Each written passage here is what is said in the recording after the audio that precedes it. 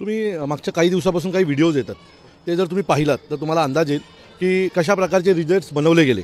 कारण आम्हाला एवढा वाईट रिझल्ट येईल हे अपेक्षितच नाही, अपेक्षित नाही किंवा आम्हाला मान्यच नाही. कारण ज्या पद्धतीने महाराष्ट्र सैनिकांनी कोविडमध्ये काम केलं, मागच्या 5 वर्षात काम केलं आणि त्यानंतर 10-10 वर्ष जे आमदार कोणाच्या घरी जात नव्हते, कोणाला भेटत नव्हते, असे आमदार लाख मतांनी निवडून येतात.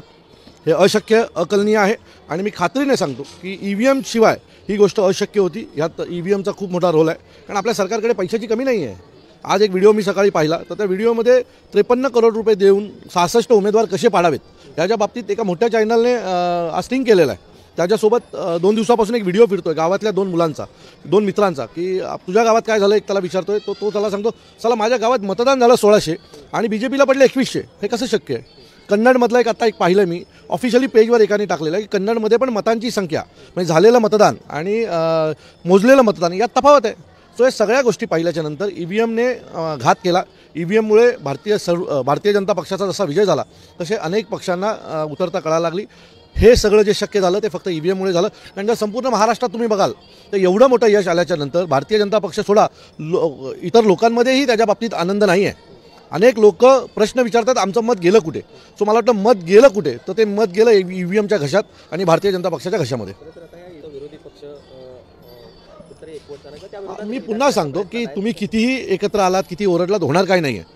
पण किमान महाराष्ट्र देशातल्या या 100 कोटी 140 कोटी जनतेला कळावं की आपल्या देशात काहीतरी चुकीचं चाललं आहे. खरं तर या जगभरात एक 3-4 देश आहेत जे EVMवर मतदान घेतात. बाकीच्या अमेरिकासारख्या देशात जर मला बॅलेटवर होत असेल तर इथे कशाला EVMची गरज आहे? हे याच्या आधी 2019लाही आम्ही म्हणत होतो. आता खात्रीने सांगतो की आमची फसवणूक झालेली आहे आणि महाराष्ट्र जनतेची पण फसवणूक झालेली आहे. काय ना, कोर्ट त्यांचं, निवडणूक आयोग त्यांचं, विचारायचं कोणाला आम्ही? म्हणजे कोर्टात मागच्या वेळेला ज्या शिवसेनेने टाकलेल्या केसेसच्या बाबतीत अजून कुठल्याही प्रकारचा निर्णय आलेला नाही. पुढची निवडणूक झाली तरी सध्या जर निर्णय येत नसेल तर काय कोणाकडनं अपेक्षा बाळगायची कळत नाही. एकच इच्छा राहिली आहे, एकच आता मनात येते की याच्या पुढच्या निवडणुका आम्ही लढवायच्या की नाही. मुंबईचा खरं तर जग झालेला आहे किंवा पराजय म्हणता येईल आपल्याला. तर मुख्यमंत्र्यांच्या कुठेतरी या सगळ्या जागांवरतीचा खूप मोठा इम्पॅक्ट मनसेमुळे मला असं वाटतं की जर सगळंच सेट होतं तर मनसे नावापुरती आहे हो. आता सगळ्या ज्यांच्या आल्या असत्या तर लोकांनी चपलीने मारलं नसतं काय ना. सो काहीतरी दाखवायचं असतं, त्यात मनसे एक बहाणा आहे. मी पुन्हा सांगतो, ही सगळ्या गोष्टी यंत्रणेने सेट केल्या होत्या आणि त्यांना हवा आहे तो अपेक्षित निर्णय त्या लोकांनी आणला. मला वाटतं साहेब लवकरच त्यांची भूमिका मांडतील. पण आम्हाला जर पक्षनेते म्हणून विचाराल तर आम्ही खात्रीने सांगतो की आम्ही काम केलं होतं, आम्ही लोकांमध्ये गेलो होतो. आम्ही प्रचाराच्या दरम्यान लोक आमदारांना शिव्या देत होते की आमचा आमदाराला 10 वर्ष पाहिले नव्हतं. काही ठिकाणी तर अशी परिस्थिती होती की आमदार कोण आहे हे माहीत नव्हतं.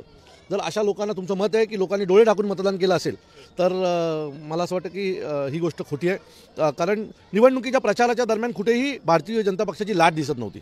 उलट भारतीय जनता पक्षाच्या विरोधात एक लाट आहे असं वाटत होतं आणि निर्णयानंतर असं झालं की हे सगळं खोटं होतं, हे दाखवलेलं होतं. एक पिक्चर तयार केला आणि या पिक्चरमध्ये लाडकी बहीण बसवली गेली, त्याच्यानंतर कटेंगे तो बटेंगे हे सगळं बसवलं गेलं.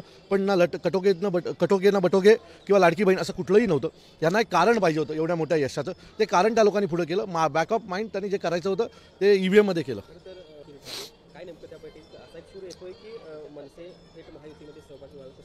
माझं मत आहे की साहेब तर त्या बैठकीत काहीच बोलले नाहीत. जे उमेदवार होते त्यांच्याकडनं सन्माननीय राजसाहेबांनी ऐकून घेतलं की प्रत्येक मुंबईच्या उमेदवाराचं काय मत होतं, नेत्यांचं काय मत होतं. आम्ही प्रत्येकाने आमचं तिथे मत मांडलं. तर म्हणजे त्यावर साहेबांनी कुठल्याही प्रकारचा निर्णय दिला नाही.